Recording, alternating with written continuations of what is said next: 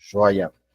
Então, queria cumprimentar todos e todas mais uma vez, né? Sejam bem-vindos e bem-vindas. Então, hoje a gente está finalizando, né, o nosso primeiro ciclo de palestras sobre psicanálise na contemporaneidade. Então, teremos hoje como palestrante a professora Deise. Eu vou apresentar para vocês aqui a professora Deise. A professora Deise, ela é psicanalista, né, com formação pelo CEP, que é o Centro de Estudos Psicanalíticos. Ela também é graduada em filosofia pela USP. Foi curadora, né, de literatura e bibliotecas do Centro Cultural de São Paulo, de 2011 até 2019, e atualmente é docente na formação, coordenadora, né, da clínica da rede de atendimento, coordenadora do observatório, coordenadora do curso de formação e supervisão clínica, né, do Centro de Estudos Psicanalíticos. Então, ela também, além da supervisão, né, que ela realiza em psicanálise, ela também atende adolescentes e adultos em seu consultório. Então, é um prazer muito grande, Deise, receber você. A Deise foi parceira, né, na escrita do livro Psicanálise no Plural, né, que foi enviado para vocês o link lá no grupo. Tive a grata satisfação de conhecer ela, né, a partir do professor Sérgio. E hoje a gente vai ouvir um pouco você, Deise, aprender um pouco com você, como a gente aprendeu ao longo da semana. Então, seja muito bem-vinda e a palavra é sua. Muito obrigada, Alessandro. Eu te agradeço pelo convite, né, pela confiança e pelo espaço. Agradeço também a cada um dos presentes, né, aqui numa sexta-feira à noite, emenda de feriado, eu espero fazer jus, né, à presença de vocês aqui. Mas, enfim, muito bacana, um prazer estar aqui, ainda mais, né, no primeiro ciclo de palestras, estava contando um pouquinho a história, né, desse instituto que está nascendo e que nasça bem, que se fortaleça, né, e se fortifique aí para ser mais um espaço de transmissão da psicanálise, né, precisamos de bons espaços de transmissão. Bom, também agradeço, né, ao Serginho Mascoli, não sei se ele vai estar aqui com a gente hoje, mas que convidou para escrever o capítulo do livro, e que foi um momento importante para mim. E aí, já entrando um pouquinho na perspectiva aqui do que eu pretendo falar, e falando um pouquinho também da trajetória, né, desse tema para mim. Eu busquei, né, na minha formação inicial, a psicanálise, porque desde muito cedo, bem precocemente, eu tinha um interesse, muito demarcado, né, muito profundo pela questão, política, né, a formação, né, da sociedade civil, como é que isso se deu, as questões éticas, isso sempre me interessou. E eu tive, né, depois estou tendo agora a oportunidade de encontrar, né, esse mesmo interesse na política, só que pensando isso de um outro lugar, pensando isso a partir de um viés, psicanalítico, né, com esse subsídio, amplamente qualificado, né, que o Freud nos oferece para pensar a sociedade, para pensar os impasses, todos esses que vivemos, que ele viveu no tempo dele e que vivemos hoje também no nosso, né, somos contemporâneos, historicamente falando, uma distância pequena, embora a psicanálise já, felizmente, esteja bem consolidada aí em muitos centros. Então, o que eu vou falar aqui hoje para vocês é o que, basicamente, né, eu me dediquei a escrever no capítulo do livro, né, que o Alessandro já apresentou para vocês desde o primeiro encontro, na terça-feira, que eu estive presente também, gostei de participar. E essa perspectiva, né, é justamente né, o encontro, né, ou a intersecção dessas duas temáticas, né, pensar a sociedade, ao mesmo tempo, o sofrimento psíquico do sujeito singular, como isso se encontra, né, na clínica, como a gente vai tendo ecos e reverberações disso no trabalho clínico. Então, foi uma satisfação para mim poder sentar e escrever, né, sobre algo que há muito tempo eu venho tentando dar algum norte, algum encaminhamento e que considero que esse artigo foi um ponto de partida. O que trago para vocês hoje, naturalmente, é uma versão bem sintetizada, né, é uma síntese, né, bem mais estreita, porque o capítulo acabou ficando bastante grande, para a gente ter um tempo de conversar aqui também, então eu condensei bastante os principais pontos.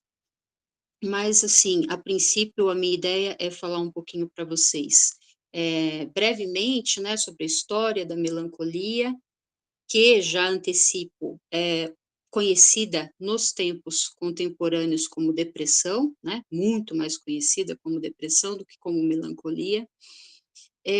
Trazer um pouquinho a leitura do Freud, né, de Luto e Melancolia, mas também muito en passant, é um texto muito denso, né, eu quero trazer, né, algumas passagens principais para subsidiar a minha perspectiva aqui, também amparada por outros tantos autores que eu quero compartilhar com vocês aqui ao longo da apresentação, de pensar que a nossa sociedade contemporânea, sob a égide, né, do neoliberalismo, é uma sociedade fadada, né, a uma patologia, a um adoecimento patológico, pela melancolia, pela depressão, né. Então é basicamente essa a proposta, ambiciosa, né, para o tempo que a gente tem, mas eu espero, de alguma forma, conseguir percorrer, ainda que superficialmente, por esses pontos. Então eu começaria, né, já fazendo até um acréscimo de algo que nem aparece no meu texto original, mas como é um assunto que me interessa muito, já estou tomando, né, contato com a minha necessidade de aprofundá-lo.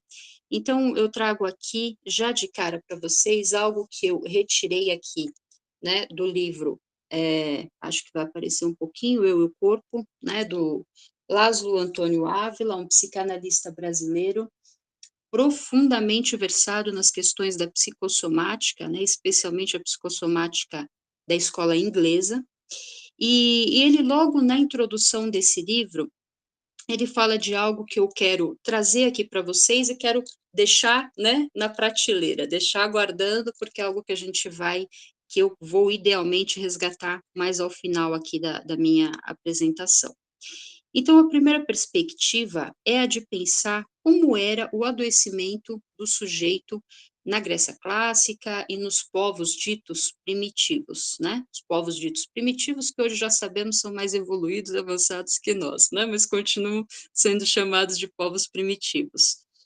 Então, o que o Laszlo Antônio Ávila traz para a gente, e que eu vou partilhar com vocês, é uma ideia que parte do seguinte princípio: desde a Grécia clássica e desses ditos povos primitivos, o adoecimento, ele é o adoecimento do sujeito singular, né? É uma pessoa que adoece, mas digamos que esse problema não é só do sujeito que adoece, né? Ele é um problema da sociedade em que esse sujeito está inserido, né? Porque o adoecimento dele afeta, abala, né, digamos, a boa ordem, o bom equilíbrio dessa sociedade com tudo aquilo que ela se relaciona, ou seja, com a ideia de um desequilíbrio, de um abalo daquele povo, daquela sociedade com o cosmos, né, de um modo geral. Então, eu cito aqui duas breves passagens do livro do Laszlo. Na antiguidade, prevaleciam as concepções unitárias, generalizantes e fortemente integradas das relações do homem com o restante do cosmos. Toda a vida humana, desde as suas doenças até os feitos heróicos na guerra, era entendida como profundamente vinculada à ordem cósmica, um vasto sistema de harmonias que incluía as sociedades humanas, o reino animal, os elementos naturais e todo o universo. Essa visão integral se aplicava também às doenças e às artes curativas dessas sociedades, onde o xamã, ou sacerdote, agia procurando entender as relações da pessoa doente com o cosmos e a sociedade que o envolvia, e em seus rituais buscava fazer as correções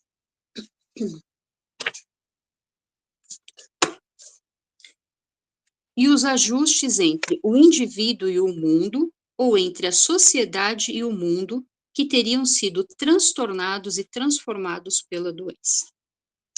Ótimo, dito isso, né, a título aqui de introdução, fica, né, esse registro para a gente retomar mais adiante.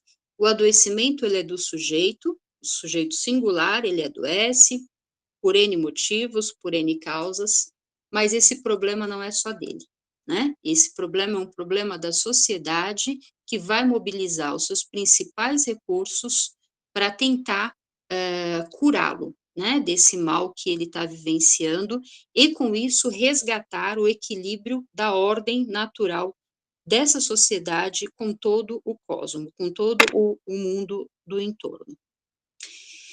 Dito isso, a gente começa aqui um percorrido histórico, e é um percorrido, prova curta, né, tiro curto, 100 metros rasos, não é maratona, então é percorrido mesmo, né, é uma passagem bem breve, que teve como base um livro fantástico, fabuloso, que eu apresento aqui para vocês, do Jean Starobinski, A Tinta da Melancolia, editora Companhia das Letras, vejam, um catatal, né? Então, um trabalho fantástico, primoroso, e foi lendo esse trabalho, inclusive, que me veio a ideia, né, e essa possibilidade de integrar o trabalho do Starobinski aqui sobre a história da melancolia, com essa perspectiva de pensar o adoecimento, né, no mundo neoliberal. Mas, pensando um pouquinho nesse trajeto, né, que o Starobinski vai percorrer aqui, que é um trajeto, né, da sociedade ocidental, então começa, né, no princípio da sociedade grega. A sociedade grega é a nossa referência de pensamento no mundo ocidental, né? Imagino que os orientais, eu conheço muito pouco da história do mundo oriental, imagino que eles tenham outras referências, que eles partam de outros princípios teóricos, mas para nós, né, no mundo ocidental, o nosso pensamento, ele se origina, né, na forma de pensar do mundo grego. Então, ele acaba nos servindo de referência para tudo. E nesse caso, né, pensar a história da melancolia no mundo ocidental é um ponto de partida, né, já desde o próprio nome da etimologia, que é um termo grego, onde melas significa negro e colé significa bile, né, ou seja, bilis negra. É disso que se trata, né? A melancolia, na sua origem, na sociedade grega, era considerada um problema da bilis negra. Como é que isso avança? A primeira referência, né, sobre melancolia que a gente tem, que é trazida aqui pelo Starobinski, já vem desde Homero, né? Homero, um historiador, né, tá ali entre os limites entre a história e a mitologia grega, e o Homero vai trazer ali, né, no seu trabalho profundo, Odisseia e a Ilíada, histórias de muitos heróis, né? Muitos heróis ambiciosos, né? Que depois que obtiveram muito êxito aqui nos feitos terrenos, de alguma forma almejaram, né? Chegar ao Olimpo, e nessa ambição foram punidos, né? Estou falando especificamente do Belerofonte, que é citado, né, especificamente, inclusive, aqui na introdução do livro do Starobinski, que teve essa passagem, né? Ele foi muito exitoso nas batalhas dele, nas campanhas dele, muito ambicioso, tentou chegar ao Olimpo e foi punido por Zeus com um estado melancólico, né? Então, Homero, ele vai trabalhar a perspectiva de que a melancolia, ela é a deserção do homem, né? O homem abandonado pelos deuses, né? Então, essa deserção coloca o homem numa errância, num sofrimento, num entristecimento, numa apatia, né? Numa perda de vitalidade. Então, essa é a história, né, do Belerofonte, mas o Homero, ele vai dizer que o resgate desse estado melancólico, quando é feito, né, quando ele se dá a partir da deserção dos deuses, é somente os deuses que podem resgatar esse sujeito dessa melancolia.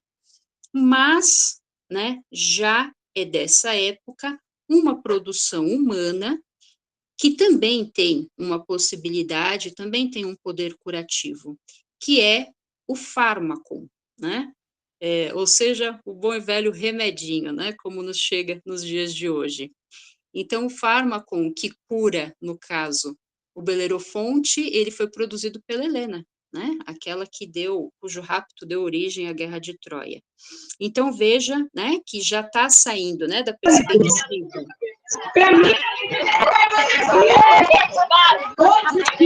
Deixa eu abrir o microfone aí. Aí. Então, essa perspectiva.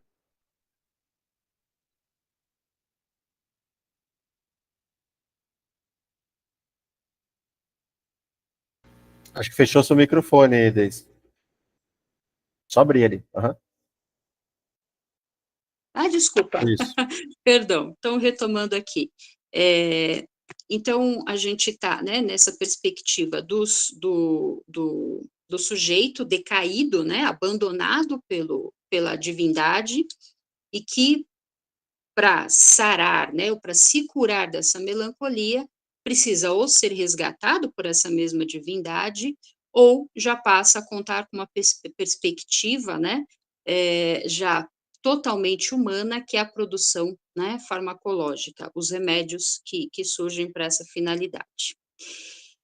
Depois de Homero, a gente tem nada mais, nada menos que Hipócrates, né, considerado o pai da medicina, e o Hipócrates, ele vai trazer, né, uma contribuição para o pensamento sobre a melancolia, que vai perdurar por séculos a fio, né? De alguma forma, o pensamento popular ainda acompanha resquícios do pensamento hipocrático em torno da melancolia, que, gente, é no mínimo, né, se não é efetivamente o que diz da melancolia hoje, é no mínimo muito poético.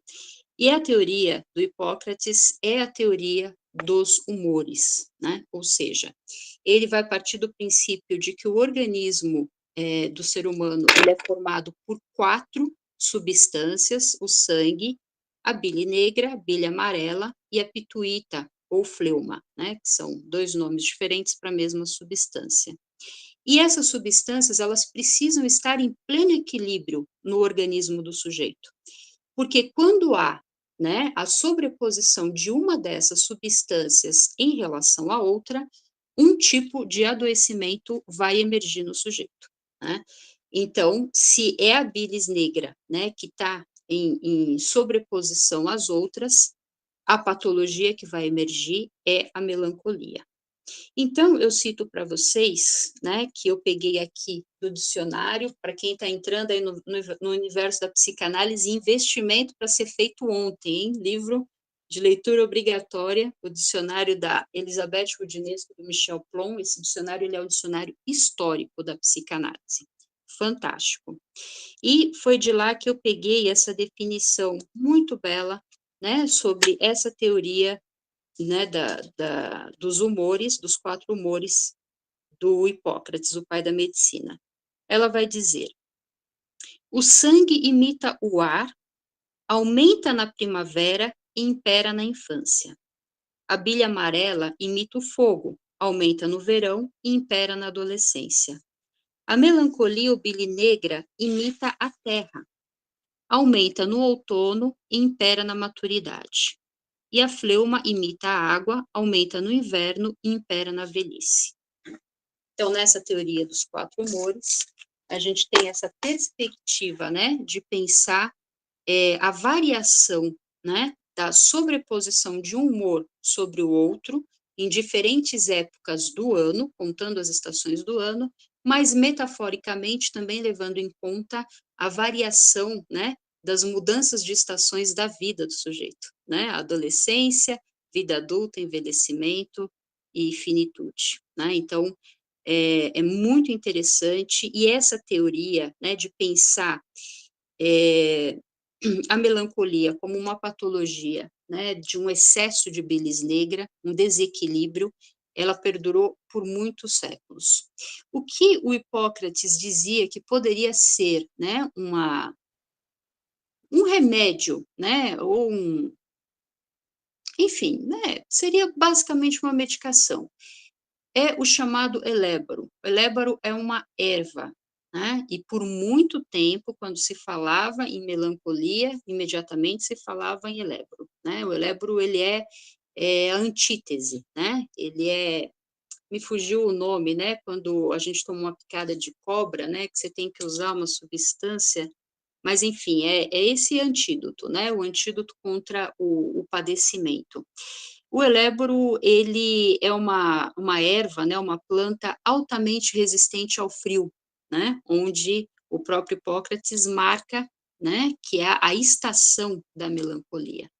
Então o eléboro ele é aplicado na pessoa, vai produzir vômitos, vai produzir diarreias, para colocar, né, o excesso da bilis negra para fora e voltar a equilibrar esses 4 humores no corpo do sujeito.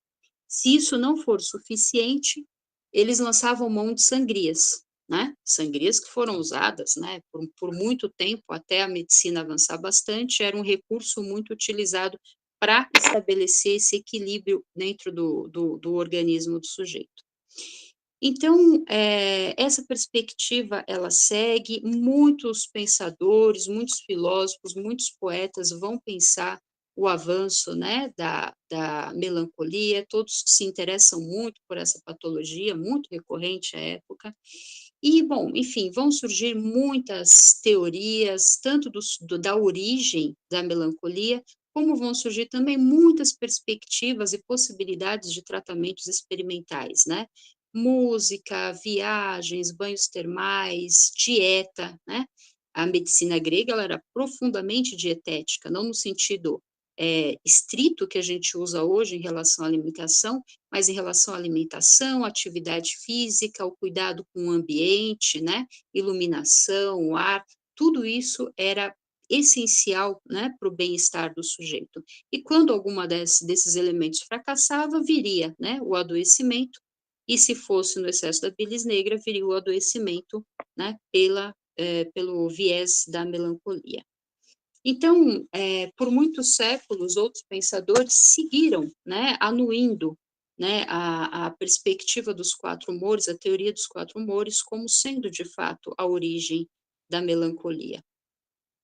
Quando a gente muda, né, já muda de era e vai para a idade das trevas, né, a gente sai do período iluminado da Grécia clássica e vai para esse período trevoso da Idade Média, a gente tem uma mudança paradigmática muito significativa, que onde os gregos pensavam integralidade, né, do sujeito como um todo, né, pensando ali psicossomaticamente, onde tudo está integrado no corpo desse sujeito, quando a gente vem para a Idade Média, a gente tem uma dicotomia muito profunda que se estabelece na divisão entre corpo e alma, né, onde há um rebaixamento absurdo do corpo, né, para uma perspectiva de elevação da alma, claro, né, que é o produto da Igreja Católica, né, que tinha primazia nesse período. Então, a melancolia, nessa época, ela se torna o resultado de um sujeito pecador, né? Então, não só a melancolia, os adoecimentos, de um modo geral, eles tinham essa característica, né? O sujeito, ele é um pecador, então ele adoece, né? Então, enfim, como tudo, né, na Idade Média, o remédio é uma boa e velha fogueirinha, né? E se não for a fogueira, se você escapar dela, então o remédio pode ser também muita reza, muita oração, umas ervas e é só, né? E no mais, pare de pecar, cuide bem da sua alma e deixe esse corpo para lá, como se fosse possível, né?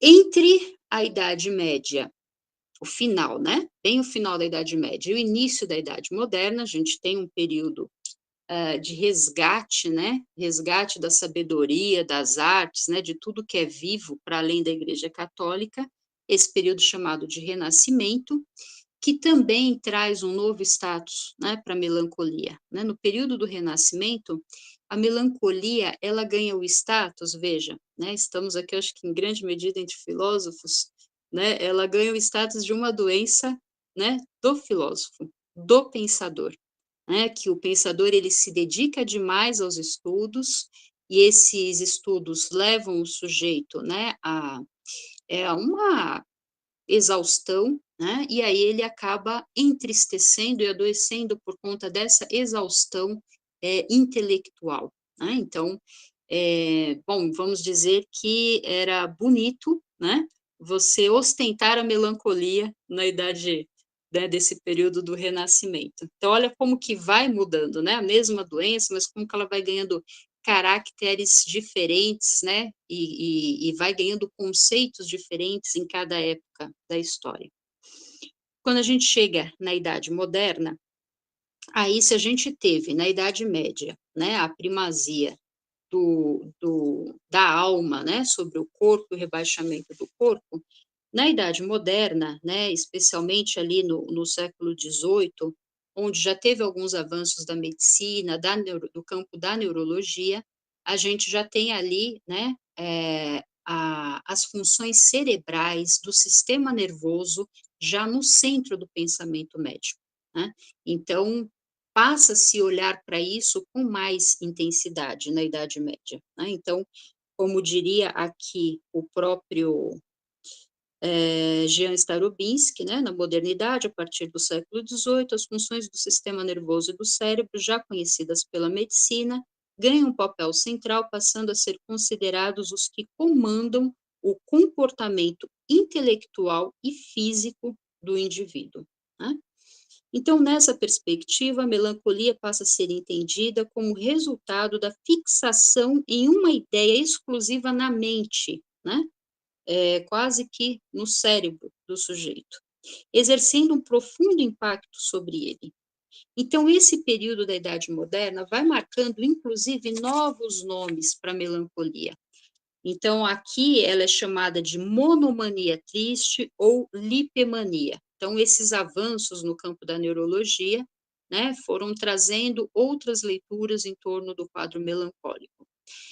Os médicos seguiam, né, orientando, né, o tratamento da maneira que eles podiam, né, então havia quem acreditasse que se pusesse o sujeito de ponta cabeça, ele teria dissipação, né, do sangue no corpo, né, de uma forma mais acentuada, então isso traria um equilíbrio melhor, é quase que uma metáfora da sangria, né, só que virando de ponta cabeça, então piruetas, sustos, muitas tentativas de resgatar o sujeito dessa patologia tão complicada e tão difícil de ser tratada desde que ela surge lá na Grécia clássica.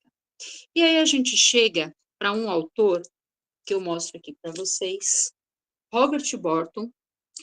O trabalho dele é Anatomia da Melancolia. Para vocês terem uma ideia, ele é considerado o autor definitivo do pensamento sobre a melancolia. Ele tem um trabalho que são, aqui no Brasil, traduzido em 4 volumes. Esse é apenas um deles. Então, são 4 volumes.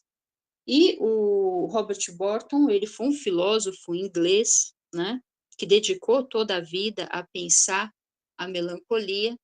E ele traz um acréscimo, né, que para a gente aqui interessa muito para a minha proposta, que é a gente pensar que é o que ele, né, o acréscimo que ele faz, ele pensa a melancolia como uma perspectiva na Idade Moderna. Ele está falando, ó, tudo que foi dito da melancolia até aqui é muito pertinente, faz muito jus, né, às etapas, né, das eras que foram vividas até agora, mas agora para a nossa contemporaneidade da Idade Moderna, né, que é o período em que está emergindo, que está surgindo o capitalismo, né, a queda dos impérios, a constituição dos estados independentes, né, uma nova geopolítica na Europa, no Velho Mundo, que era o mundo que existia até então. O Robert Borton vai associar a melancolia a um mal-estar existencial, né? É o sujeito, né? Isso, por que eu estou dizendo que me interessa muito? Porque se eu vou falar da perspectiva do adoecimento melancólico na sociedade neoliberal, é o Robert Borton que está trazendo para a gente a ideia da melancolia como resultado também de um momento social de muitas modificações, né? De muitas mudanças essenciais. Então, ele vai dizer que a emergência do capitalismo, a insegurança de um novo sistema, de uma nova forma de organização, o fim do feudalismo, tudo isso pôs o sujeito, né, num nível de angústia patologizante, né, adoecedor. Então, a melancolia emerge, né, desses impasses existenciais que assolam o sujeito.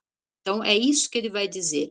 Para o nosso tempo presente, né, o tempo presente dele, a Idade Moderna, faz muito mais sentido pensarmos a melancolia como um resultado né, das dificuldades dos impasses sociais emergentes desse período, do que propriamente as teorias que vieram antes, mais especificamente a teoria dos humores.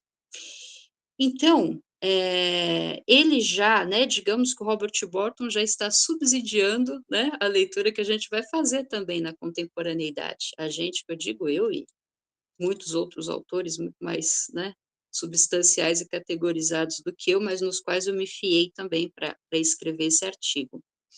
Então, avançando um pouquinho, né, dentro do próprio da Idade Moderna, e aí fazendo uma conexão com o período, né, contemporâneo, uma linha ainda, né, a ser, né, perseguida, a gente entra numa fase, né, que aí vai ser bastante descrita por ninguém menos, né, que alguém que nos é muito caro no mundo, né, não só da filosofia, mas também da psicanálise, o Michel Foucault. Nesse trabalho aqui, um trabalho bem precoce dele, né, um dos primeiros trabalhos dele, Doença Mental e Psicologia, mas cuja temática trabalhada aqui é posteriormente aprofundada nesse também pequeno catatal, né, vejam só, né, que é nada mais, nada menos que a história da loucura, né, como que esse homem produziu em tão pouco tempo de vida, né, mas que interessante. Então, o que ele põe aqui em doença mental e psicologia, ele vai aprofundar, né, claro, de maneira muito intensa, nesse trabalho aqui, a história da loucura. Qual a perspectiva do Foucault que eu estou trazendo aqui para essa reflexão?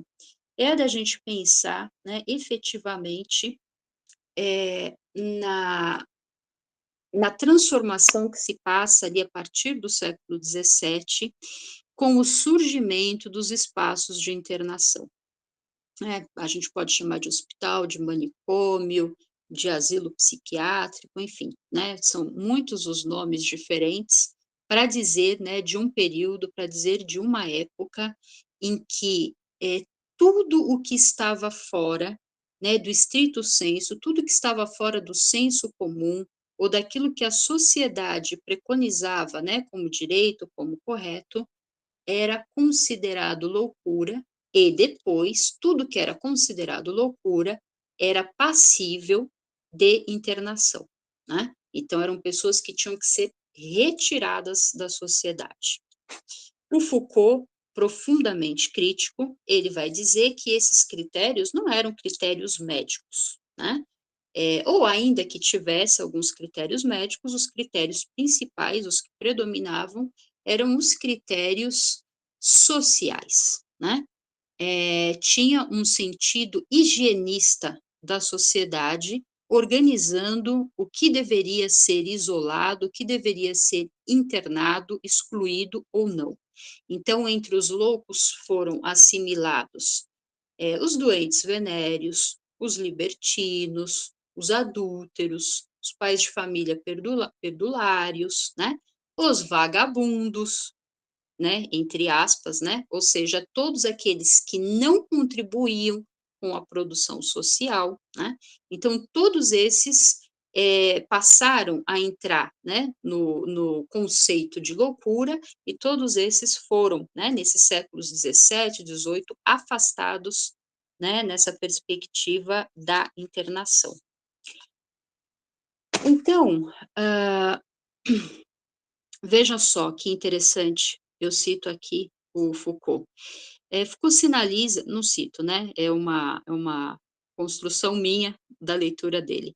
Foucault sinaliza que nesse período está se constituindo o mundo burguês e, com ele, um novo conceito de pecado, bem diferente do período da Idade Média. Saem a avidez e o orgulho, né, os pecados da Idade Média, que a Igreja ela criminalizava, e entra a ociosidade. No mundo burguês, não produzir, né, é extremamente condenável, né? Então, a sociedade se organiza.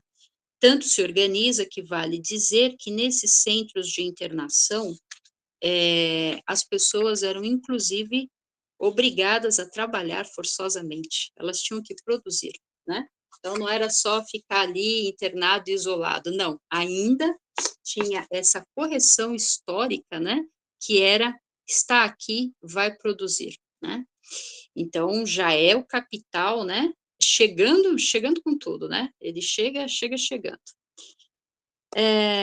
Bom, para a gente chegar ali em Freud, já na sequência, Alessandro, se eu estiver falando demais, você desliga meu microfone aí, tá bom? Me apaga, tá? A gente abre para o pessoal falar, mas estou caminhando aqui. Tem uma evolução, né, do conceito, como eu falei desde o princípio, a melancolia, ela vai andando, né? Ela vai andando conforme as eras, né, históricas vão avançando, os princípios que norteiam cada era histórica vai avançando, né? O conceito de melancolia vai avançando também, ele vai se modificando. E quando chega, né, ali no século XIX, a gente vai entrando na égide do pensamento já da psiquiatria, é uma psiquiatria autoritária, né, diga-se de passagem, mas enfim, também bastante experimental, tentando achar o seu espaço.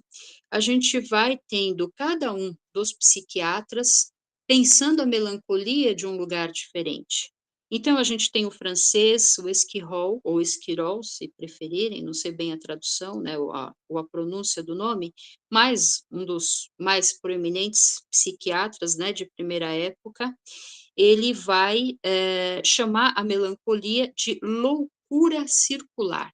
Então, lembrem que desde a época da teoria dos quatro humores, a gente falou nesse caráter cíclico, né, que a loucura possui, né, a loucura não, a melancolia, né, ela vai oscilando, né, conforme os humores, e quando o excesso é da bilis negra, a melancolia se apresenta. Então, baseado nisso, né, nessa coisa cíclica dos humores, já aparece aqui, né, o Esquirol chamando a melancolia de loucura circular. Loucura porque já é uma herança, né, desse período que o Foucault sinaliza, onde todas as patologias foram assimiladas à loucura.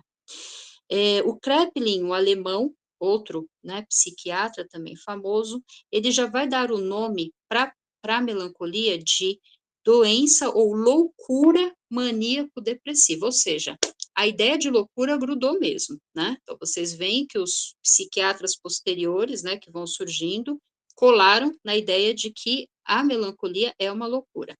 Então, para o Kraepelin, já é a loucura maníaco-depressiva, que vai dar origem, né, no tempo contemporâneo, quando a loucura deixa de ser um termo usual, então vira psicose maníaco-depressiva, né?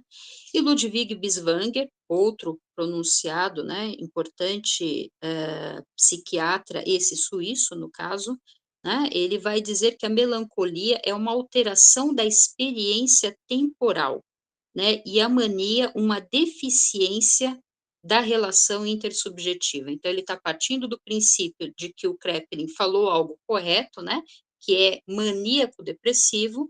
Então, a partir desse princípio, né, a melancolia, ela tem essa perspectiva, né, de uma experiência temporal alterada, né, onde a mania ela é uma deficiência na relação intersubjetiva do sujeito, né, com o mundo.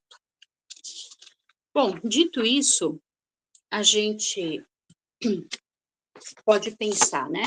Então, que no fim do século XX, a depressão, forma atenuada da melancolia, disse a vocês desde o princípio, né? Depressão, nome contemporâneo para melancolia. Isso aqui que eu estou citando é do dicionário da Rudinesco, do Michel Plon. No fim do século XX, a depressão, forma atenuada da melancolia, vai se tornando, nas sociedades industriais avançadas, uma espécie de equivalente da histeria, uma verdadeira doença de época. Se esta última, a histeria, no entanto, se afigurara aos olhos dos contemporâneos como uma revolta do corpo feminino contra a opressão patriarcal, a depressão, ao contrário, 100 anos depois, parece ser a marca de um fracasso do paradigma da revolta, no mundo desprovido de ideais e dominado por uma poderosa tecnologia farmacológica muito eficaz no plano terapêutico.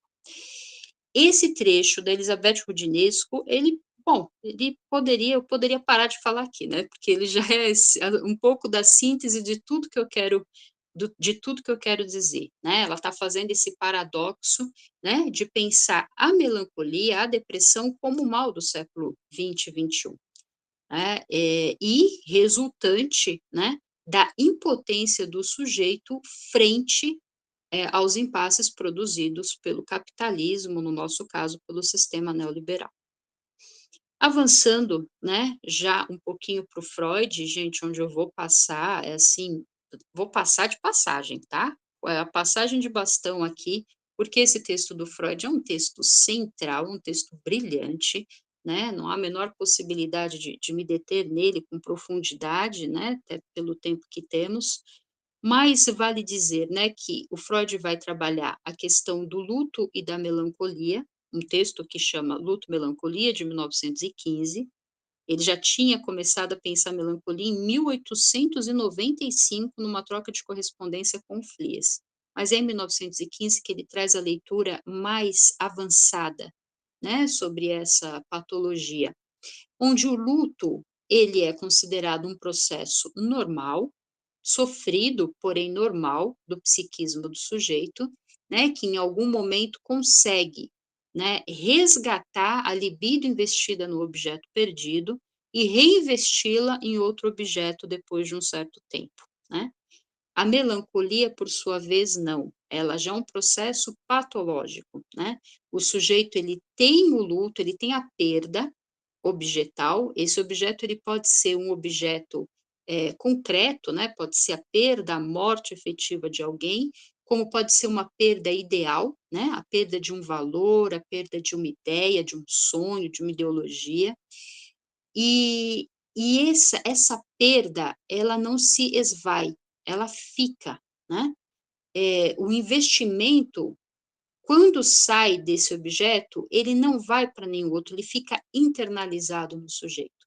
E isso vai produzir, né, no sujeito, uma relação de muito também entristecimento, um fechamento, uma internalização do sujeito dentro do seu próprio mundo, dentro do seu próprio universo, uma baixa autoestima, né, o sujeito é muito autoagressivo, né, ou agressivo consigo mesmo. Então o Freud vai dizer, né, que a melancolia, cuja descrição varia mesmo na psiquiatria descritiva, apresenta-se em várias formas clínicas, cujo agrupamento em uma só unidade não parece estabelecido, e das quais algumas lembram antes afecções somáticas do que psicogênicas, né? Então ele vai dizer que a afecção somática parece que está mais no corpo do que no psiquismo, embora não seja isso, né? E o Freud, ele foi se especializando em, mesmo naquilo que aparece no corpo, né, ele conseguir escutar desses elementos aquilo que é do campo psíquico. Essa é a essência, né, da psicanálise. Então, o Freud vai falar, né, desse sujeito, melancólico que é que sofre um abatimento doloroso, uma sensação de desinteresse pelo mundo exterior, perda da capacidade de amar, inibição de toda atividade e diminuição da autoestima que se expressa em autorrecriminações e ofensas à própria pessoa, e pode chegar a uma delirante expectativa de punições, de autopunições, né. Então, o que o Freud está falando, e que a gente vai pegar aqui para ir já para a minha parte final, é essa perspectiva de pensar a melancolia como a sombra do objeto perdido que recai sobre o sujeito. É lindo, né? É bonito demais, né? E essa é um pouco a minha perspectiva, né? De que na melancolia contemporânea, né? Algo se perde como ideal dentro do sujeito em função, né, daquilo que um modo de vida neoliberal propõe para a nossa sociedade contemporânea, para a nossa subjetividade contemporânea. E o que seria, né, esse ideal, esse objeto perdido? Então, avançamos mais um pouquinho e vamos pensar, né? O Freud, ele nos dá em Psicologia das Massas, logo ali na introdução, uma perspectiva muito interessante, que, como disse a vocês, né, para quem foi estudar filosofia, interessado em política, encontrar essa frase do Freud, para mim, foi muito integrador, né. Então, é na introdução da psicologia das massas que o Freud vai dizer que toda psicologia individual é também uma psicologia social. O sujeito que nos chega no consultório, ele chega com seu relato singular, único, exclusivo, né, que só pode ser constituído ali, nele e para ele, mas ainda assim esse sujeito é atravessado pela sociedade em que ele vive, né. Assim como esse sujeito também atravessa essa sociedade, ele também deixa marcas nessa sociedade. Isso é uma retroalimentação, né.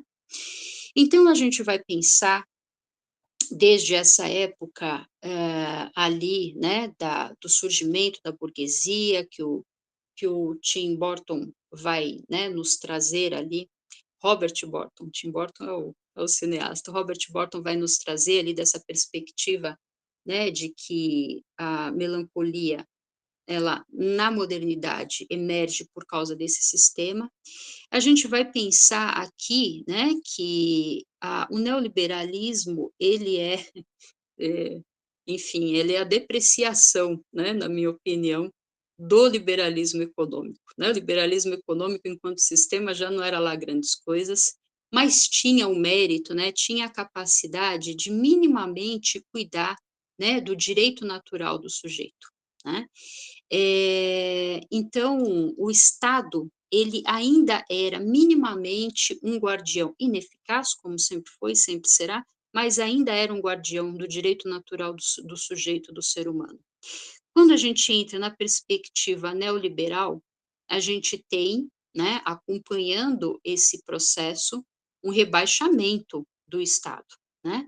O Estado, como Estado mínimo, né, é um Estado que está devotado a trabalhar para uma elite econômica, né. E inclusive é por causa dessa elite econômica que ela fica tão elite, mas tão elite, né, no liberalismo econômico, que o aparato que essa sociedade precisa, né, para fazer, continuar funcionando, né, as suas indústrias, os seus equipamentos, os seus maquinários, o seu jeito de ser, né, explorando a mais-valia, né, ele fale, ele quebra no liberalismo, ele precisa ser aprofundado, ele precisa ser refinado, né. Então, no neoliberalismo, você tem esse refinamento, ou pelo menos essa perspectiva de refinar, né, o aparato, para que essa elite, essa oligarquia continue ganhando muito dinheiro, né. Então desculpa pessoal, uma chamada aqui.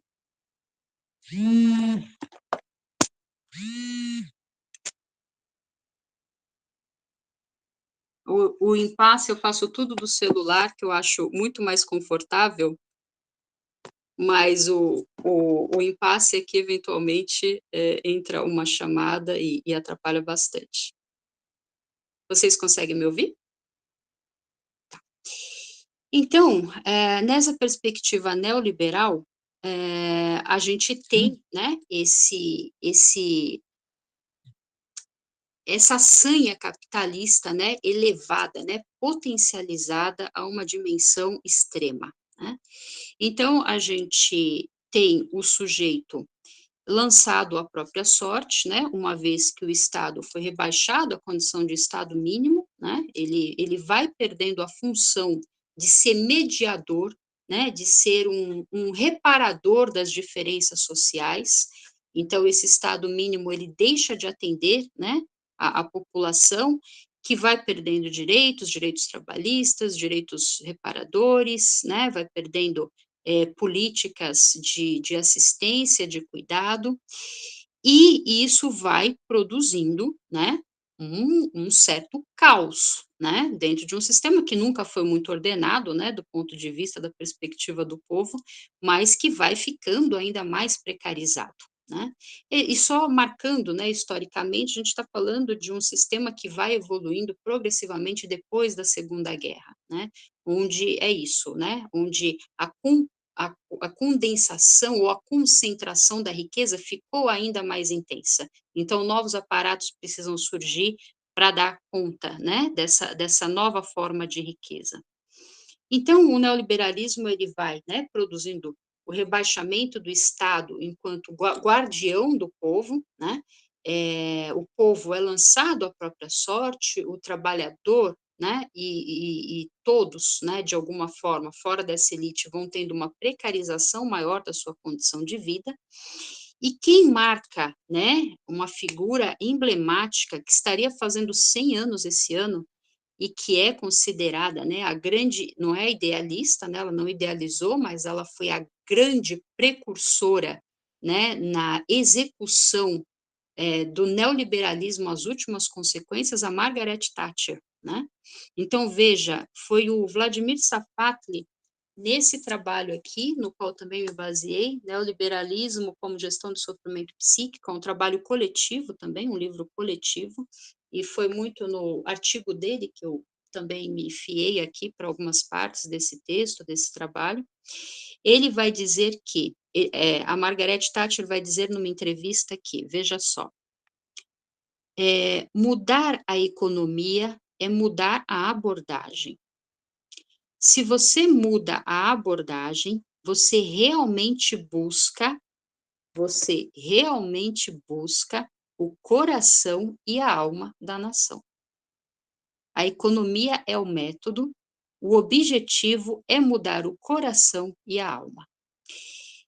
Bom, é né, é incrível, né, e é isso, né, é isso que estamos vendo hoje, né. O neoliberalismo, ele não é um sistema de gestão financeira e econômica somente, né, o neoliberalismo, ele é uma forma de pensar, né, ele é um modelo de pensamento, né, das grandes ou do grande topo da pirâmide, né, da elite mundial, sobre todo o resto, né. E é um modelo de pensamento que vem refinado e cada vez mais aparatado, né, inclusive pelo universo da internet, né, que tem aí os seus desdobramentos, as big techs, né, que tem aí um poder, né, de dominação, né, incrível, fantástico, que é a perder de vista. Não se tem solução para esse problema, para quem imagina e entende que isso é um problema da nossa sociedade contemporânea, não há como vislumbrar a menor solução para esses impasses, né. Então, partindo aí, né, da sugestão de Margaret Thatcher, né, com a mente e a alma dominadas, né, por essa chamada abordagem, o sujeito ele vai ficando, né, em condições cada vez mais precarizada, né, cada vez menos conscientes do próprio impasse que está vivendo, porque com o empobrecimento do Estado, a formação política do sujeito, ela também deixa de existir, né, então, a gente tem cada vez mais, né, sujeitos mais acríticos, né, com menos capacidade de discorrer sobre o próprio sofrimento, né, e, uma perda, né, e aí isso está tanto no texto do Safatli, quanto nesse que também foi a base aqui do meu trabalho, do Pierre Dardot e do Christian Laval, A Nova Razão do Mundo, né, falando aqui sobre a sociedade neoliberal e o sofrimento psíquico na sociedade neoliberal, fantástico livro. Então eles os 2 falam, né, e claro, a Roudinesco, em altíssimo grau também, dessa supressão da revolta do sofrimento do sujeito, né. Eles marcam que todo sofrimento em todas as épocas, né, guarda a supressão da revolta. Foi isso que a Roudinesco falou no trecho que eu citei, né. A histeria, ela foi um adoecimento que marcou a subjetividade de uma época, mas repleta de uma dimensão de revolta, né, contra a dominação do corpo feminino pelo patriarcado, né.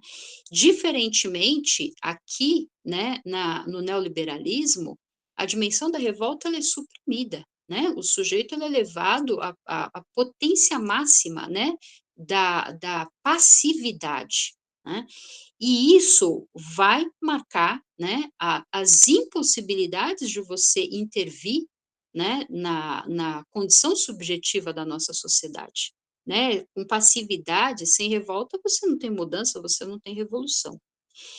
Então, na esteira, né, dessa evolução, do neoliberalismo, que vai ali, né, nos anos 70, Margaret Thatcher, e depois vai se esparramando pelo mundo, a gente também tem um fenômeno que você falou, Alessandro, na terça-feira, né, que é a perspectiva do DSM, né? O DSM é um compêndio médico, né, que nomeia as patologias, todas as que eles podem, né? Por isso que é um livro desse tamanho, né?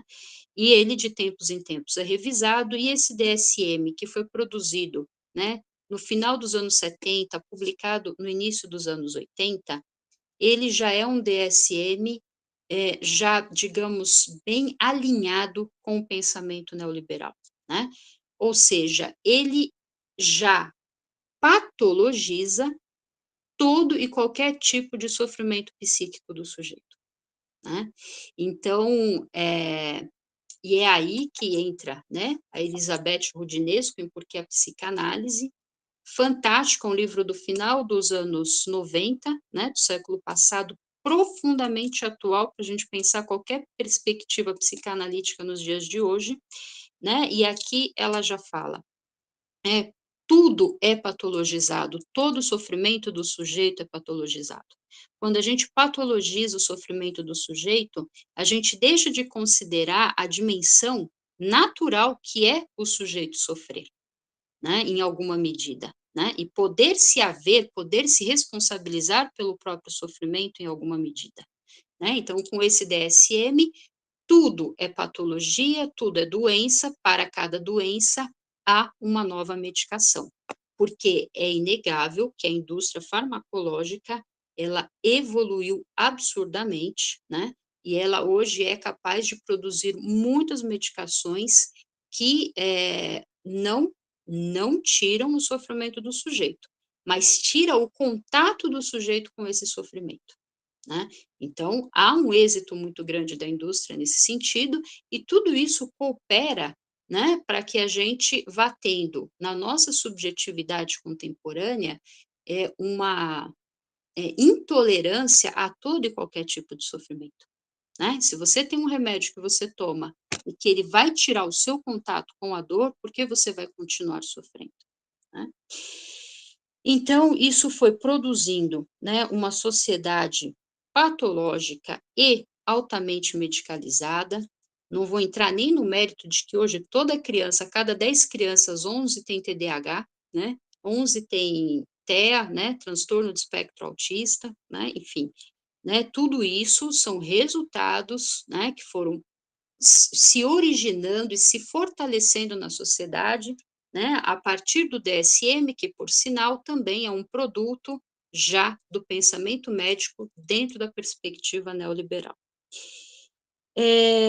Então, nessa perspectiva, tudo é patológico, tudo é medicalizado, a possibilidade, né, do sujeito, ser estimulado, né, a trabalhar o seu desenvolvimento psíquico, intrapsíquico, ela vai sumindo do horizonte, né, não há essa perspectiva mais, né. Eh, Tudo isso, né, quando a gente vai somando e pensando em outras características do mundo neoliberal, o sujeito estimulado a ser empresário de si, porque o empresariado, né, o dono do capital, ele quer explorar a mais-valia num outro formato, né. Ele quer que o sujeito vá e seja um empresário, né, entre aspas. Ou seja, eu não tenho responsabilidade nenhuma pelo insucesso dele, pelo fracasso dele, por ele morrer no meio do trabalho, né. Então ele é um empresário, né, e isso é altamente difundido e está interferindo profundamente nas gerações futuras. Hoje você fica 5 minutos no YouTube, vai aparecer ali um vídeo, uma graça, né, de alguém falando mal da CLT, e são geralmente jovens, né, como se a vida do CLT fosse a pior de todas, né, como se trabalhar como motoboy não pudesse ser pior do que esse CLT.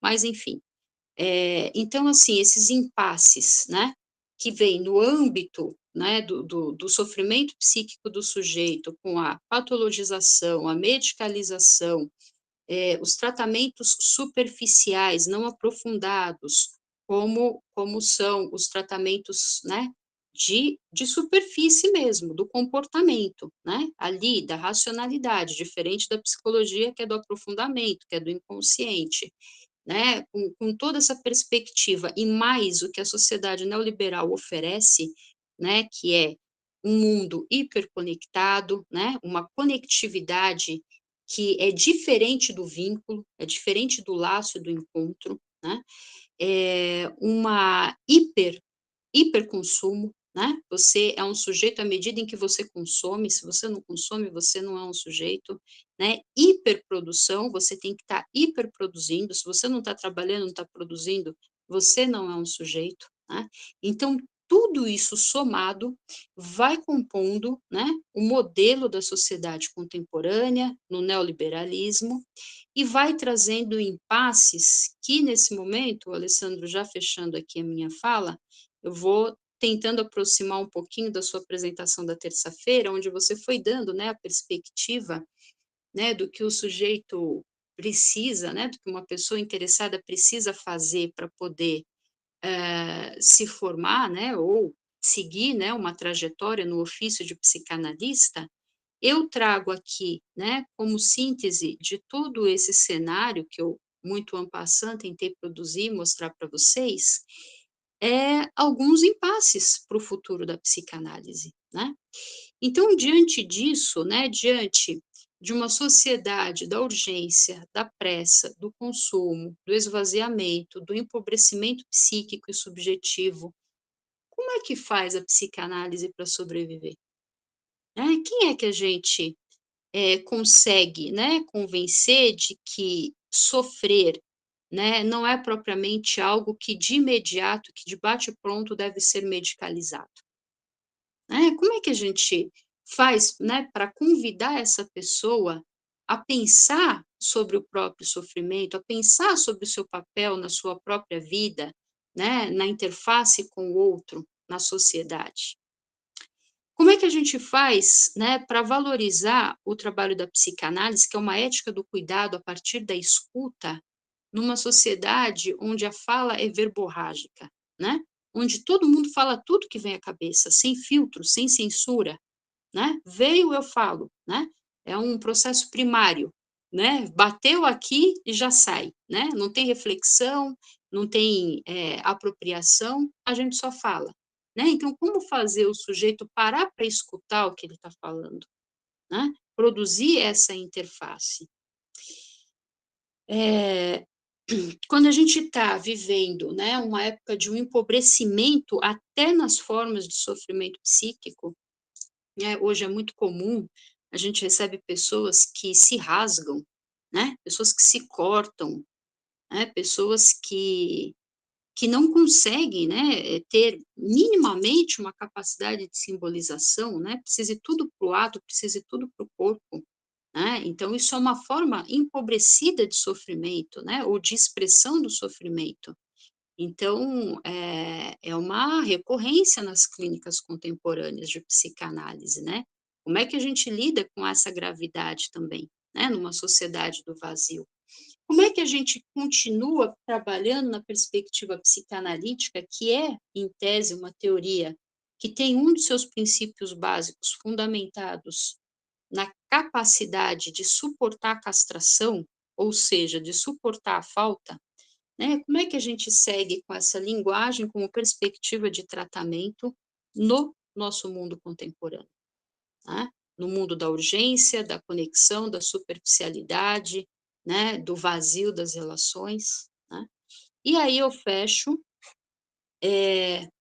com aquela frase que eu pedi, né, para vocês deixarem em suspenso lá no começo, se lá na sociedade grega e nas ditas sociedades primitivas o sofrimento do sujeito, o adoecimento do sujeito é singular, mas é um problema da coletividade, hoje a gente tem cada vez mais sujeitos adoentados, a gente tem quase que uma época adoentada, né, mas cada um está lidando com seu sofrimento sozinho, né. Essa sociedade, ela veio, né, essa forma de pensar, essa forma de se estabelecer, do neoliberalismo, ela vai pondo em xeque, né, a perspectiva do próprio Aristóteles, quase 400 anos antes de Cristo, de dizer que o homem é um animal político, é um zoon político, né?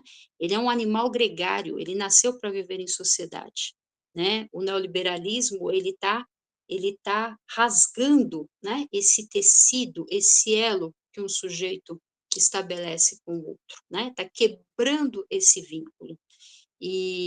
Bom, esses são desafios, né, contemporâneos para a psicanálise, então, todos vocês que já entraram ou estão entrando na psicanálise, sejam bem-vindos, mas tenham consciência do que teremos que enfrentar juntos, né, porque essa é uma perspectiva para ser trabalhada eh, na clínica, escutando o sofrimento singular do sujeito, mas no nosso campo ético, né, na nossa atuação social, eticamente falando, onde aparecemos, nesses espaços de interlocução, de troca, onde essa reflexão não pode deixar de ser feita, né? Não dá para um psicanalista contemporâneo negligenciar as questões sociais que atravessam a nossa subjetividade contemporânea.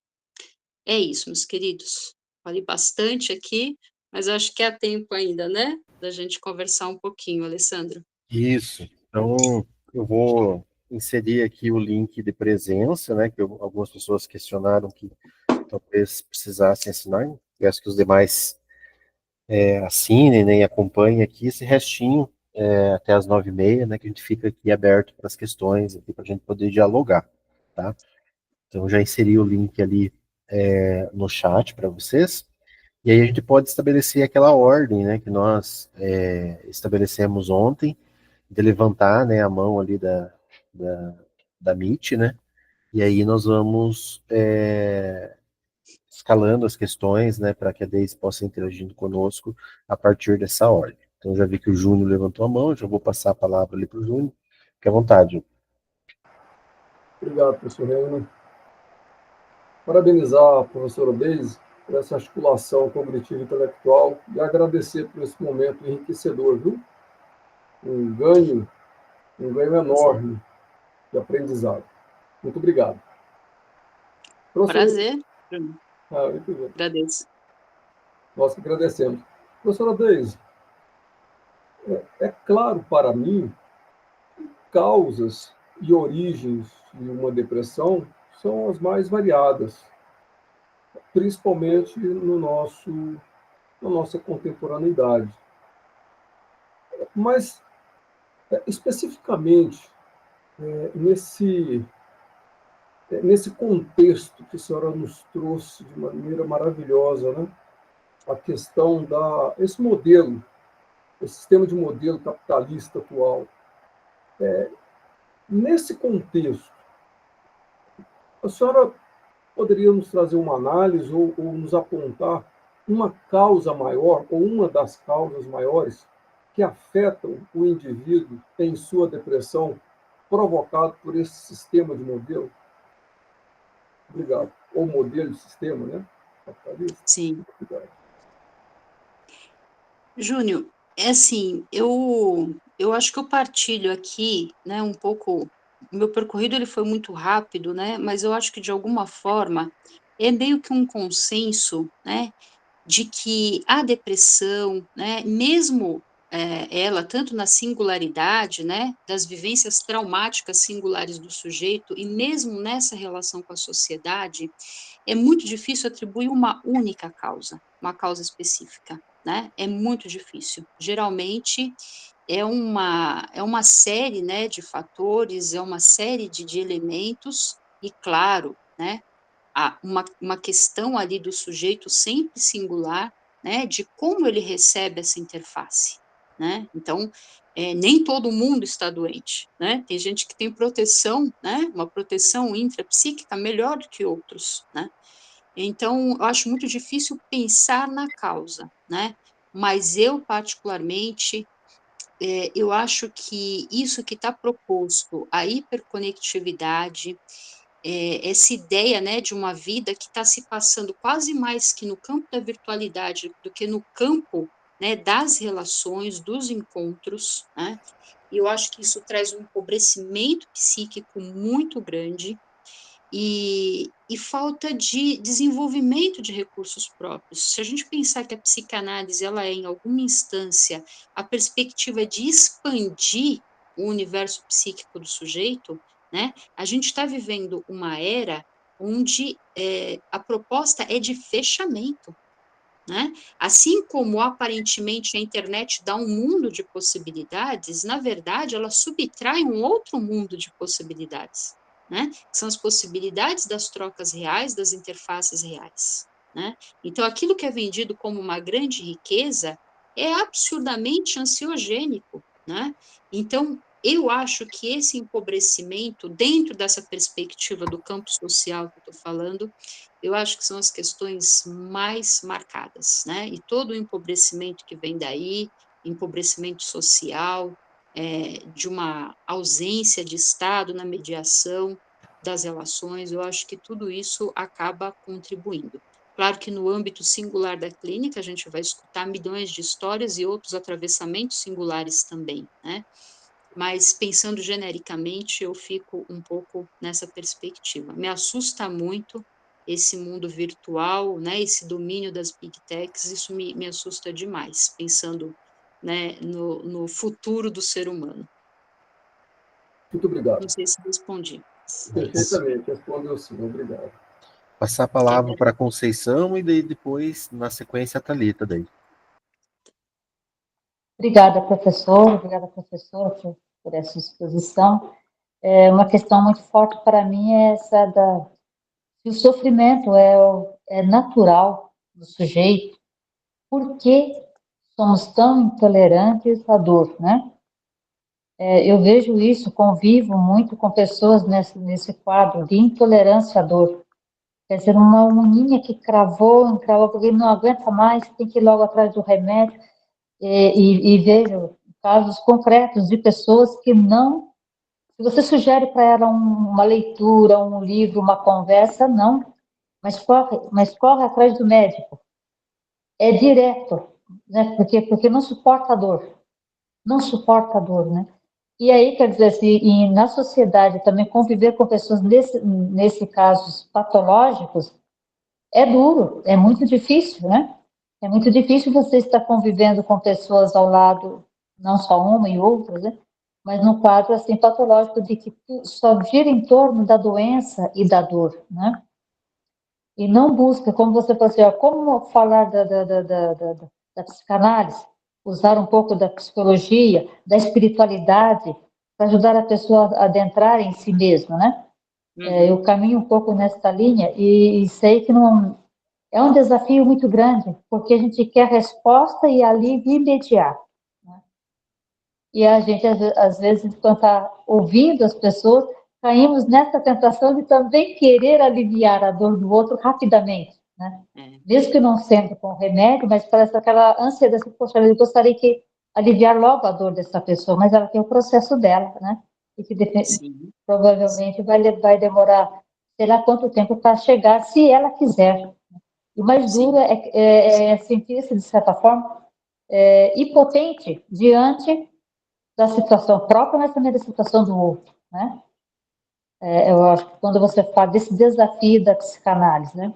É sentir-se impotente diante do quadro, né? E isso, quer dizer, essa questão da consciência que vem sendo retirada há quantos anos? Há quantos anos que isso vem sendo retirado do ser humano, né? Quer dizer, quanto mais alienado ele for, melhor. Claro. Sem dúvida. Então, acho que para mim fica um pouco essa, de certa forma, uma certa angústia, né? Não uma angústia desesperada, mas uma angústia sadia de busca de resposta, acredito eu. Né? Sim. Mas acho que é isso um pouco. Obrigada, Conceição. Eu fico pensando, né? Às vezes essa angústia ela é tão forte que acomete até muitos psicanalistas, que muitas vezes precocemente já vão indicando o paciente para o psiquiatra, né? E também não dão muito tempo para ele, né? De tentar desenvolver os próprios recursos, e, bom, felizmente não são todos, mas a gente acaba, né, quem não cede a esse pedido de imediato, recebe muitas indiretas do tipo, ai, minha amiga é médica, falou, você está sofrendo porque quer, né, é só tomar um remedinho, né, então, enfim, tem uma pressão, né, o excesso de oferta nesse sentido, né, e de uma sociedade, é isso, como eu disse, né, que não precisa, né, quase não estamos precisando mais lidar com a castração, com a falta, né, tudo pode. Tudo que você quer, você pode, né. Então isso é um impasse muito grande, né, por isso que eu digo, há um desafio para a psicanálise, né, já na contemporaneidade. Thalita? Oi, boa noite. É uma alegria aqui estar com vocês. Muito obrigada, Deise, pela exposição. Obrigada, Alessandro, pelo convite. Eu sou originalmente das ciências sociais, estou entrando para a psicologia e conhecendo os conceitos muito agora recentemente, então pode ser que eu fique um pouco perdida aqui, mas eu vou tentar me explicar. Eu penso que a diferença de hoje, de outras épocas, é que hoje o rico também sofre da falta. Veja o meu raciocínio aqui. A gente tem um sistema totalitário que afeta todos. O que eu acho incrível, vírgula, porque aí a gente vai parar para pensar na dignidade. Porque é um sistema que é violento com todos, inclusive com o rico, que não vai ter tempo, que vai estar... Eu não estou defendendo, né? Estou tentando fazer um raciocínio. Então, eu penso que o neoliberalismo e o capitalismo engolindo todo mundo e todos, a ideia de que a frustração é plena. Não existe indivíduo não frustrado. Tudo eu posso. Como que eu nada tenho? E o que eu tenho, eu quero mais e mais e mais e mais e mais, né? Então, eu penso assim que os caminhos, conhecendo um pouco que eu estou vendo da psicanálise, da psicologia, os escravos nunca foram ouvidos. Os escravos não estavam sendo ouvidos, nunca foram ouvidos.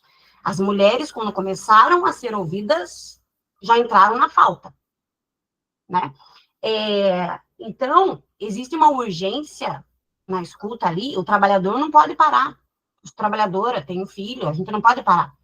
Então, é um dilema real.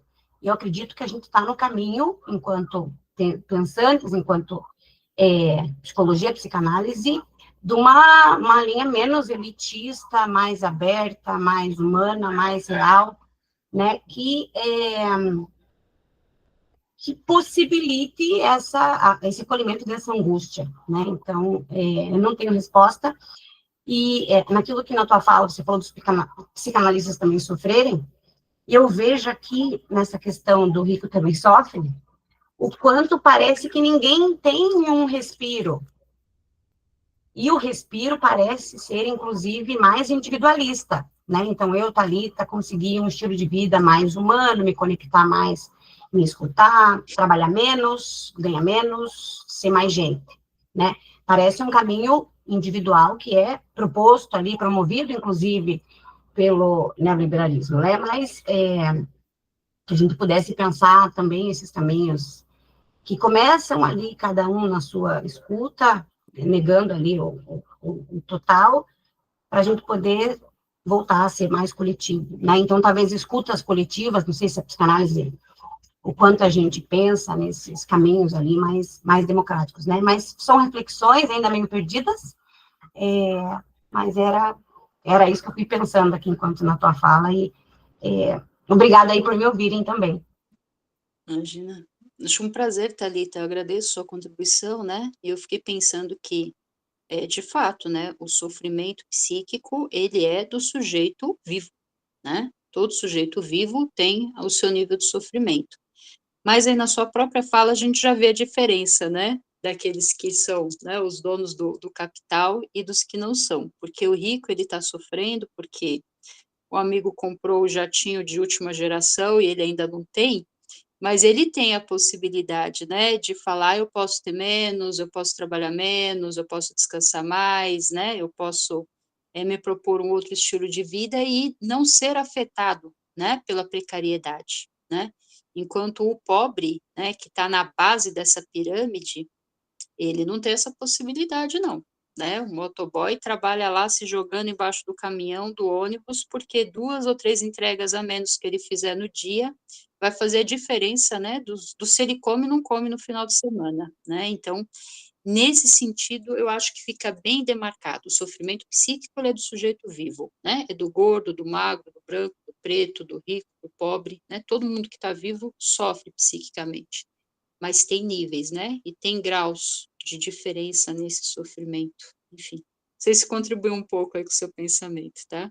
Obrigada.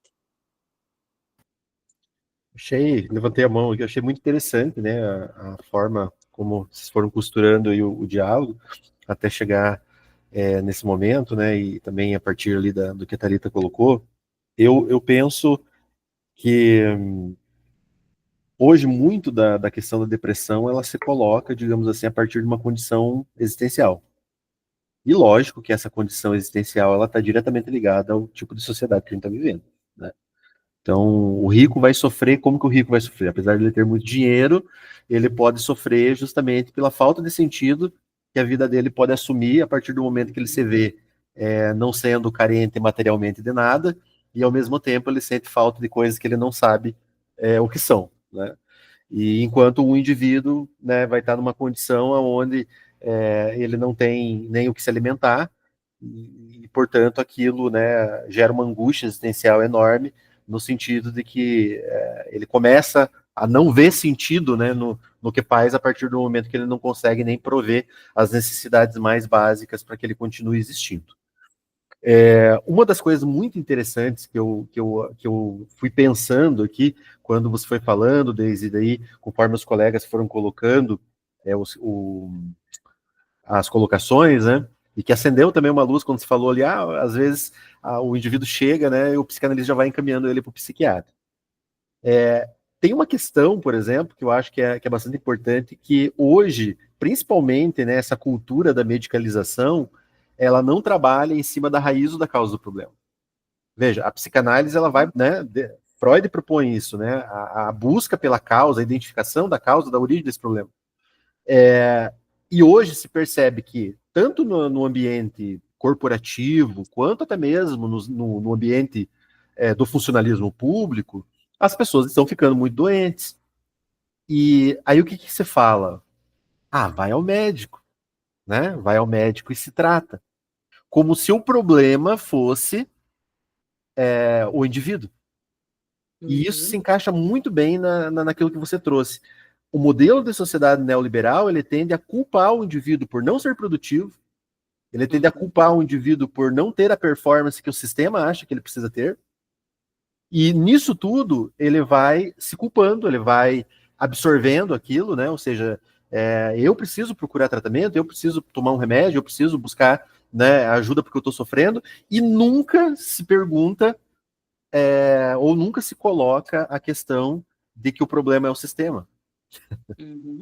Né? Do porquê eu estou sofrendo, né? Exato, né? Do porquê eu estou sofrendo e que a causa disso é justamente, né, a forma como a sociedade se estruturou, e que essas cobranças, na verdade, elas não são cobranças que partem, né, de um desejo meu, de uma vontade minha, mas elas me são impostas para que eu assuma uma determinada condição existencial que não é minha, que é uma condição que é colocada pelo próprio mundo capitalista, né? E aí eu acho que isso, né, isso gera, digamos assim, uma angústia ainda maior, porque, né, como que a gente se coloca diante do sistema, né?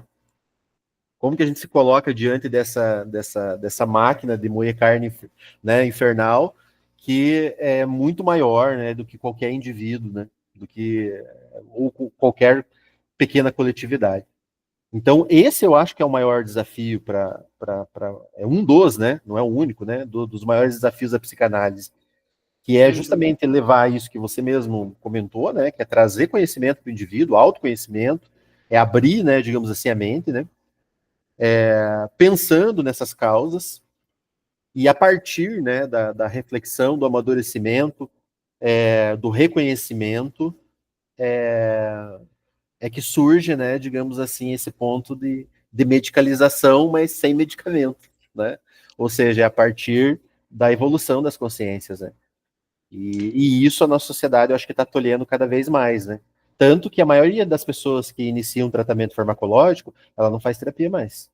Aqueles que Ah, estão sim. fazendo, eles tendem, né? Eles tendem, digamos assim, muitas vezes a se encantar, digamos assim, necessariamente com o resultado que o medicamento oferece no primeiro momento, né? Ah, poxa vida, eu tô bem agora, aqui eu não preciso mais, né? Então, isso gera, de certa forma, como se aquilo estivesse resolvendo o problema. Só que aquilo não é a cura, né? O medicamento que ele está fazendo, ele está mascarando a origem de um problema que muitas vezes aquela pessoa ela nem refletiu suficientemente para saber qual é, né? Então, eu acho que essa é uma tarefa muito nobre, né, daqueles que trabalham com psicanálise, que trabalham com psicólogos, enfim, quem trabalha, né, com o tratamento, né, das doenças psíquicas, e um desafio para todos nós aqui dentro da sociedade. Como antídoto, né, ao que a Margaret Fármaco, né? Thatcher falou, né? A gente precisa resgatar o corpo e a alma e a mente, né, e o coração das pessoas, né, que Sim. foi cooptado pelo sistema, né? Deixa eu ver quem está aqui na vez. Aqui nós temos a Eliana e daí a Conceição. Então a gente vai encerrar com essas duas participações, tá? Então a Eliana, depois a Conceição, e daí nós encerramos. Boa noite, peço desculpa novamente por causa do problema da câmera. Primeiro, Deise, gostaria de agradecer imensamente a apresentação bem didática, com essa linha do tempo, né, que deu para a gente fazer a leitura desse processo da melancolia ao longo do tempo. E muito interessante não perceber o contexto geopolítico, social, econômico, que isso tudo está inserido. Eu sou professora de geografia e eu não consigo fazer a leitura do mundo através da educação, através da geografia, sem desvincular nada de nada. Tudo está interligado, né? Eu até me lembrei aqui, enquanto te ouvia, bem no finalzinho, quando você traz essas características do modelo neoliberal,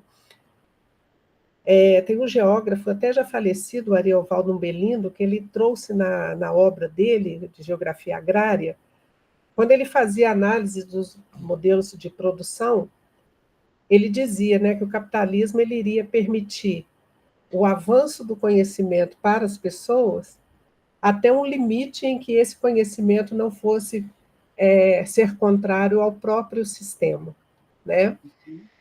Então, se a gente fazer a adaptação dessa ideia nos vários contextos que a gente entende por que as redes sociais assumem para grande parte da sociedade, de adolescentes, de crianças, com as características que têm, de uma anestesia para o que está acontecendo, no momento em que essa informalização era e é necessária.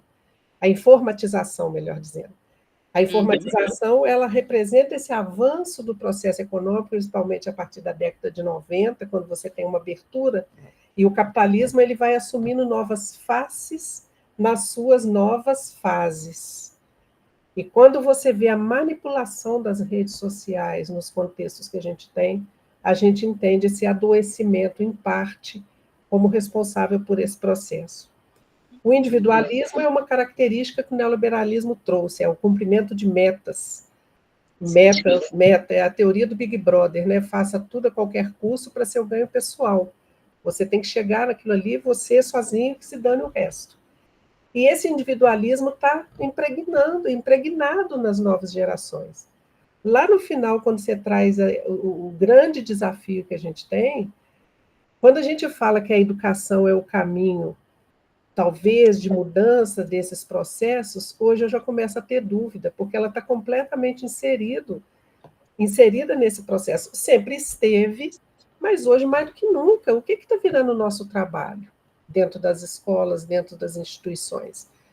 Esse completo discurso contra a educação, contra professores, mas a estrutura de organização precisa sobreviver. Se for particular, ela tem que sobreviver, porque ela é um serviço particular, e ali ela tem clientes, e esses clientes... Ela tem que lucrar, né? Tem que lucrar. E na pública tem um outro contexto, mas há uma luta contra a pública também muito forte, que a gente sabe, né? E a gente está com uma geração completamente adoecida, porque nós ainda nos incomodamos com isso tudo Exatamente. que a gente está discutindo aqui. Mas as novas gerações vão se incomodar com isso que a gente está discutindo aqui?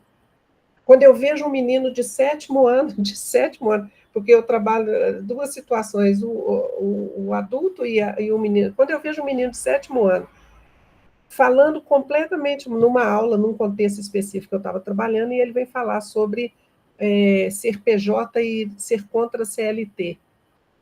E eu fiquei assim, de onde que ele tirou essa ideia contra a CLT? Porque é um movimento contrário à CLT, porque há uma conveniência sobre isso. E aí eu fui... A conveniência do capital, né? Como está funcionando. Ontem eu tive um entregador aqui em casa, pleno feriado, ele estava aqui entregando com a carinha de aborrecido, porque no feriado ele está trabalhando, mas ele quer ser PJ, né? Ele é dono do trabalho dele. Quando o Estado tenta regulamentar esse trabalho, eles não querem, né? Eles não querem, né? Exatamente. Além da realidade que realmente está dentro das escolas, não é uma questão de você negar um diagnóstico, mas é realmente essa medicalização, ela está assumindo uma característica realmente muito séria, né? E as famílias querendo que se tenha um diagnóstico, porque as famílias não estão tolerando o menino que brinca, que conversa, que tem atividade nele normal naquela faixa etária. Para eles, porque a gente tem que analisar todo um contexto, é como se eles já começassem também a enquadrar os diagnósticos dentro de casa, e aí ele encontra respaldo nisso. É preocupante pela quantidade, não se trata de negar um diagnóstico, e é uma evolução, não se trata disso. Sim. Mas é a superficialização como isso está sendo tratado. Então, é uma realidade complicada. Então, a gente precisa... Eu, às vezes, fico pensando assim, o que será de toda uma sociedade com o que está vindo por aí? Nós temos realmente meninos que acompanham alguns aplicativos, algumas situações que a gente se assusta com que outro dia uma matéria de TV mostrou, até do Discord, já tem um tempo, a violência que estava sendo ali. Os meninos acompanham isso o tempo inteiro, a gente tem aluno que se corta, a gente tem aluno que já tentou o suicídio, e muito novos, né? Então, quer dizer, e aí é uma outra discussão também, mas eu fico pensando sobre essa superficialidade. É um desafio muito grande, porque a educação está deixando de ter a função que ela deveria ter para trazer essa reflexão mais séria sobre o contexto social, porque ela não pode fazer mais isso. Os pais ou entram com processo, ou a escola realmente não quer se envolver com nenhum tipo de discussão, porque pode ser um problema para ela. E aí a gente realmente é um desafio pensar nessa mudança toda, e um desafio quais caminhos. Eu, por acaso, estou na educação. Na educação, qual a visão que eu tenho? Está muito difícil de a gente pensar em como atingir essa nova geração, numa perspectiva de mudança para melhor, numa tentativa disso. Então, aquilo que já se falava, né, que a educação, o Darcy Ribeiro já falava que a educação não é uma crise, é um projeto, esse projeto está muito forte em várias instâncias. E o ser humano é a questão menos importante nesse jogo geopolítico, né, nessa nova geopolítica que está se traçando. Então, essa manipulação pelo informacional, isso tudo, é um desafio muito grande. E a busca por como que eu posso me tratar, me curar desse processo, é um desafio de difícil solução, penso eu. Sim. É isso. Eu fico pensando, de alguma forma, né? Nós somos, em tese, a última geração que teve uma parte da sua vivência no mundo digital, no mundo não digital e também no mundo digital, né? Essas gerações que vêm depois da gente já são gerações constituídas totalmente no mundo digital, totalmente no referencial de ficar o tempo todo, né, conectado com tela. Então, eu fico pensando que o senso crítico em relação a esse modelo, ele desaparece conosco. Exato. Né? Se ele não contaminar, né, essas gerações posteriores, eles não tiverem a consideração de que pode ter um outro modelo de vida que não seja esse senso crítico morre conosco, né? Ele vai ser só um registro nos livros que provavelmente não serão consultados, né? Mas é um impasse gravíssimo, né, o que estamos vivendo. E aqui não, para deixar claro, né, eu não estou marcando uma posição contra medicação, farmacologia, né, não é uma crítica, né, ao avanço desses processos, né, mas sim à massificação, né, o uso indiscriminado desses recursos, né, que empobrece a perspectiva, né, da subjetividade psíquica, né, então isso é uma marca importante, né, de deixar ressaltada, mas é um impasse gravíssimo, né. É grave porque a gente fica pensando nas áreas, nas profissões que lidam com pessoas. E se essa geração vai. Como que vai ser todo o futuro de algumas áreas lá na frente? É complicado a gente imaginar. Mas é isso. Obrigada. Rapidamente, para a gente encerrar, Conceição, suas considerações, e daí a gente fecha. Assim, é só rapidamente mesmo, é só para dizer que, diante desse quadro pobre e rico, né, de sofrimento, existe uma outra diferença, que os pobres dificilmente vão procurar uma psicanálise, vão procurar psicologia, né? Por quê? Porque não cabe dentro do orçamento dele também tem isso, né? Então, quer dizer assim, muitas vezes vão recorrer ao médico, o médico vai dar mesmo o remedinho lá para ver se melhora, quando conseguem a consulta médica, né? Quando consegue, porque sabemos que pelo SUS também a situação não é nada. Até no particular, os médicos são difíceis, né? Se for ver, né? Elas não está conseguindo ser uma consulta tão rápida, não, a não ser que tenha mesmo dinheiro. Caso contrário, tem que entrar na fila. E no SUS, você fica esperando dias, meses, anos para você passar com o médico para poder pegar algum remédio ou fazer algum exame. Então, o pobre é o que realmente está mais lascado mesmo, né? Em todos os sentidos, e é o que menos vai ter a possibilidade de ter um acompanhamento psicológico e também o canalista, então, nem se fala, né? Porque a rede pública não é da parte do governo, o governo não tem interesse, né, do ser humano, né? A sociedade é um pouco isso. Mas obrigada, valeu por esses dias, gratidão, gratidão, gratidão. Joia, então, pessoal, obrigado. Então, queria agradecer, Deise, por você ter aceito o convite, né? Então, Prazer, Alessandro. foi uma conversa excelente, né? Uma exposição excelente, então, agradeço bastante. Pessoal, eu coloquei o link lá no grupo também, que em caso alguém não tenha conseguido preencher a presença aqui no chat, o link está lá no grupo.